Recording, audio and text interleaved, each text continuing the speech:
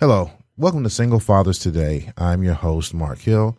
This podcast is geared towards the fathers who are either contemplating going through a divorce, are currently in the divorce process, or have gone through the divorce process and is either dealing, you have custody of your kids or joint custody with you being the predominant individual with your kids. If you want to reach out to me by email, I can be reached at singlefatherstoday@gmail.com. And I think this is something that, for my situation, as I mentioned in the previous shows, is that being a single father, I went through a divorce in 2018 and won custody of my daughters. And I was able to raise them, get them through high school, get them all into college, either in college or getting ready to graduate soon from college. And the purpose of this show is to help the fathers that are in that situation where most guys, you never thought you would be in. When you got married with that individual that you loved, you thought it was going to last forever. But obviously things happen, life happens, and you two are no longer on the same page, or things have gone wrong, and you have to get to that point where you need to go in your own separate direction. The purpose of this show is to be able to help you during that time period, because in the end, it's about your children. You want to be able to take care of the kids and be that strong person for them, that strong foundation for the kids. And in today's society, it is a little bit difficult for the fathers, as I alluded to in the last show, that the way today's society looks at the women, it is they are the carriers of the children. They carry them for the 9 months. They give birth to the kids. They are the nurturers and providers of them. But that was something that could have been 50, 100, 150, 200 years ago. But in today's society, things have changed. And now you have fathers that are stay-at-home dads. You have fathers that spend more time with the kids. And this is by no means being negative or bashing towards the women. It's just providing an outlet towards the men to give you guys an input and or a resource where you can get information and insight and let you know that you're not alone. For the record, I am not a counselor, a licensed counselor, an attorney, a judge, or anything of that nature. I am a every ordinary day man that went through something that I never thought that I would end up going through, but it happened and I did. And for me, it never crossed my mind to forget about my kids or not want to have my kids in my life. And for some individuals or some men, that's a choice that they have to make on their own. But for me, it never dawned on me to not have my kids with me. And I fought for my kids and I won custody of my kids. And then as I go through the show, as I continue on with the podcast, we can discuss, I'll bring up little topics and things that happened to me in my particular case. So, let's go ahead and get started.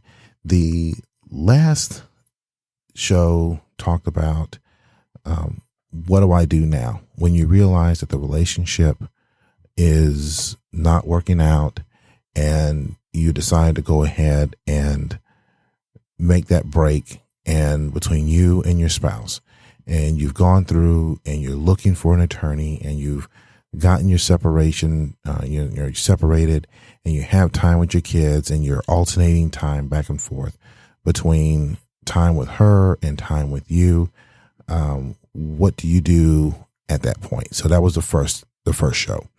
This one's going to talk about the first time you go in before the judge, or if you're in Michigan, in some places you talk about the referee, who is basically below the judge, but they handle a lot of things that the judge doesn't need to be dealing with, because as he deals with the larger issues of what's going on.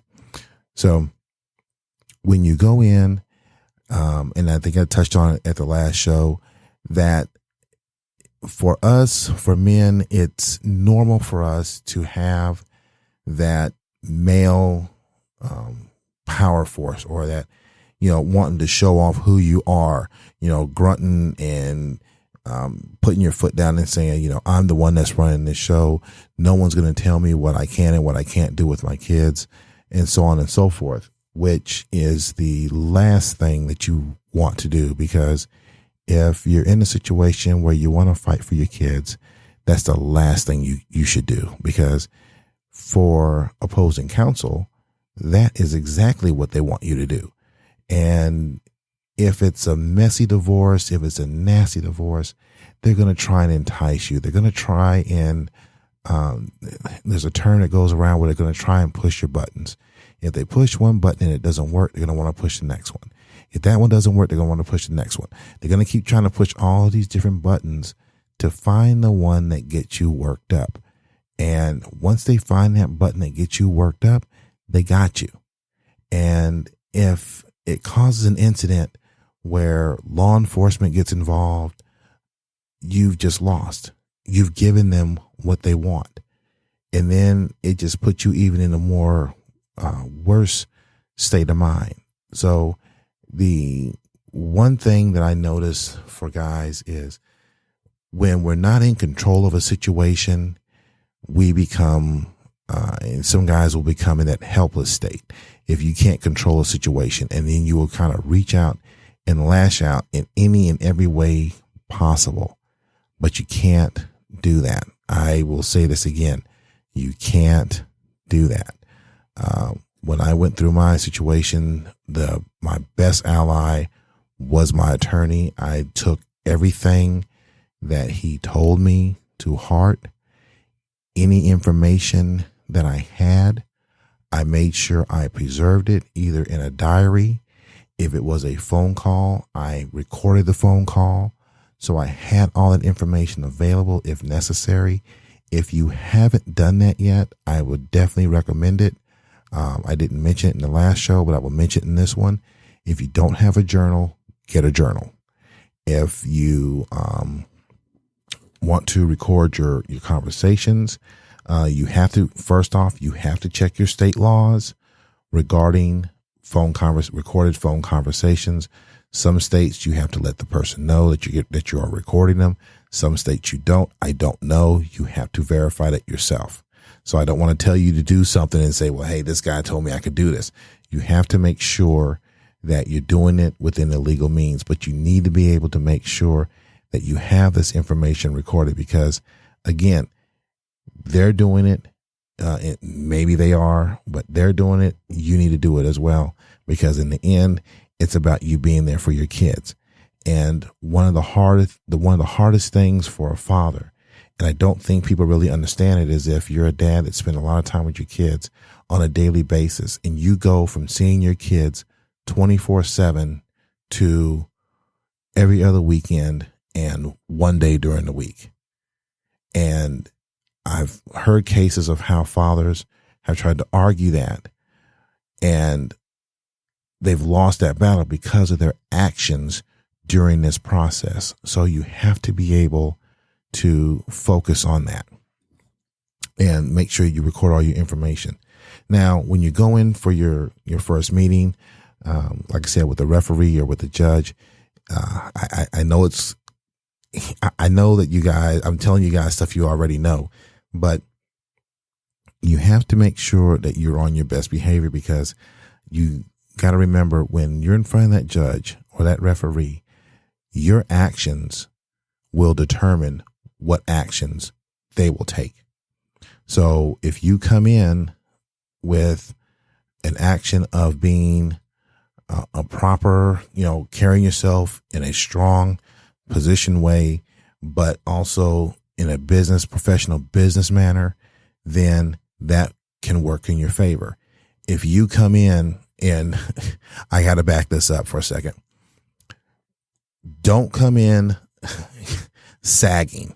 Don't come in with your pants hanging down. Don't come in wearing a wife beater shirt and just looking all rough, because and you can say, well, it doesn't matter what I should wear, what I'm wearing. If the person, if they know I love my kids, it shouldn't matter what I wear. Yes, it does. So you need to make sure that you dress appropriate. There was this one saying in this one movie that I saw where, you need to dress for the job you want, not the job that you have. So you have the job right now as their father, but you want to be the one, you want to dress for success. You want to be the guardian. You want to be the one to make a major impact in these kids' lives and to be able to raise your kids to spend more than just every other weekend, one day during the week. So dressing for success is key. Wear a suit. If you don't have a suit, get a suit. If you can't get one, talk to someone that can try to help you get one, or if you can't get one at all, at least and you have to go casual, then dress up nice, the best pair of jeans you have, the best shirt you have or something. And by no means, because if you come in sagging, holy shirts or whatever, that doesn't bode well for you, because the judge is going to look at how you project and what you're wearing is going to give them an idea in their mind of what the living environment is. And then they're going to look at, okay, how are these kids going to thrive in that environment? If it's boys, the judge looks at it one way. If it's girls, it's a whole different ballgame, because there's other things that come into play when you're dealing with a father raising girls versus a father raising boys. And some people say, well, that's not the case. But if you talk to any attorney, they will tell you those things do matter. So when you go in, you want to make sure that you are carrying yourself in a proper way. You are being mindful and respectful of the individual that's there. And I know the emotions for the fathers, it's hard. And you guys want to be that, that forceful person. But again, it's not going to work. To give you another little cliche, it's easier, to get more done with honey than with a stick. So if you come in that respectful way, you'll get a lot of things going your way that may end up getting her even more frustrated. Another thing that I mentioned before is that it's like playing chess. You're setting your pieces up.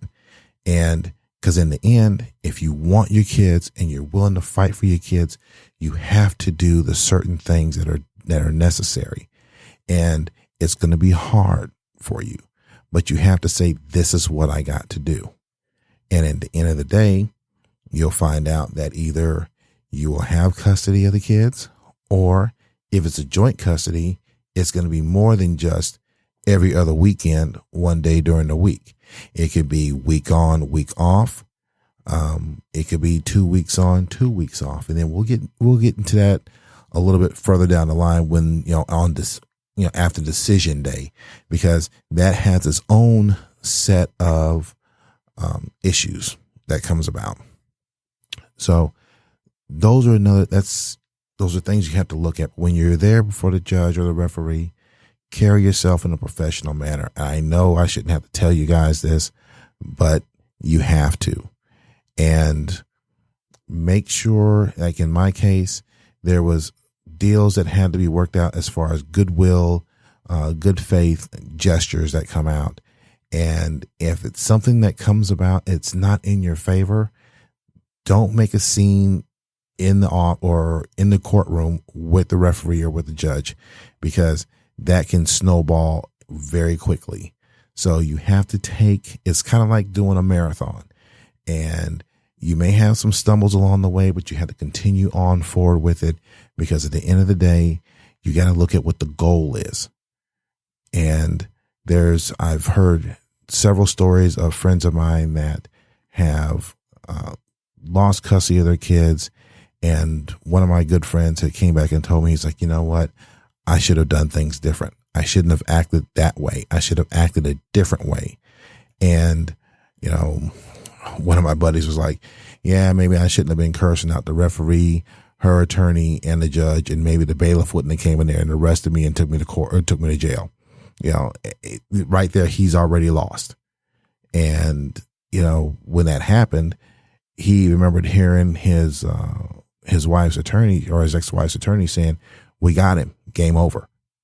So again, think of it as a chess match. You have to have these things set up in advance. And this is what I alluded to before, you got to have a good attorney and you have to work with that attorney to make sure that everything's working out properly. So with that being said, last episode, I gave you guys a quick recipe.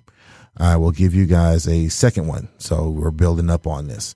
One of the recipes that my kids enjoyed initially, but then they got tired of real quick, was doing a meatloaf. And I'm going to do a modification of the original recipe. It's something that can be done within an hour. You can add some vegetables with it. For my kids, they love corn or green beans or, yes, broccoli. So as a side dish. So for the meatloaf, you want to go with 2 pounds of lean hamburger. I use 90-10. Some people will use an 80-20. The problem I found with the 80-20 was that I had a little bit too much grease on it after the end. I used the McCormick, and not really giving McCormick a plug, but that's what I use. McCormick meatloaf seasoning, 1 onion that's chopped fine, 1 green pepper that's chopped fine, 2 eggs that's beaten, and a half a cup of breadcrumbs. And what I do, not plugging this company, some people would use ketchup, but I would say to kind of give you guys a little mix, get a 3/4 cup of Sweet Baby Ray's original barbecue sauce. I'll say that again. 3/4 cup of Sweet Baby Ray's original barbecue sauce. Okay. Now you want to preheat your oven at 375. Put the hamburger in a bowl and then put everything in at once and mix it all together and make sure it's mixed very thorough. And you want to put tinfoil on a sheet, Reynolds wrap, whatever. Shape the hamburger mixture on a sheet on the loaf, like a little, basically bread loaf, whatever. And you want to make it about, for me, it's roughly between 2 to 3 inches high. If it's too thick, then you have to cook it a little bit longer. It's not a problem, but you got to keep it on there a little bit longer. And then you just let it bake for about an hour. So once you get all that stuff done, you get it set, you get it off to the side, and you're out doing stuff with the kids, helping with homework or whatever the case may be. You have that going for you. And then when it's done, then the dinner's ready. You can cut it up. And depending on how thick you make it, you can make it for maybe 6, 8 people, if, whatever, for however you want to have it set up. And if you need something for leftovers the next day or for lunch the next day, hey, it's right there for you. So that's my recipe for you guys today. So as we're coming up to the ending of this show, I know it's kind of like a lot of stuff that's packed in there. Again, as we go through, we can discuss it a little bit more in depth. If you guys have any questions, please feel free to shoot me an email at singlefatherstoday@gmail.com. Again, this is singlefatherstoday@gmail.com. Give me questions, comments. If you guys want to have the recipe sent to you, I can send that to you as well. And I am your host, Mark Hill, for Single Fathers Today. Thank you for listening, and hopefully you guys will have a great day and a great week.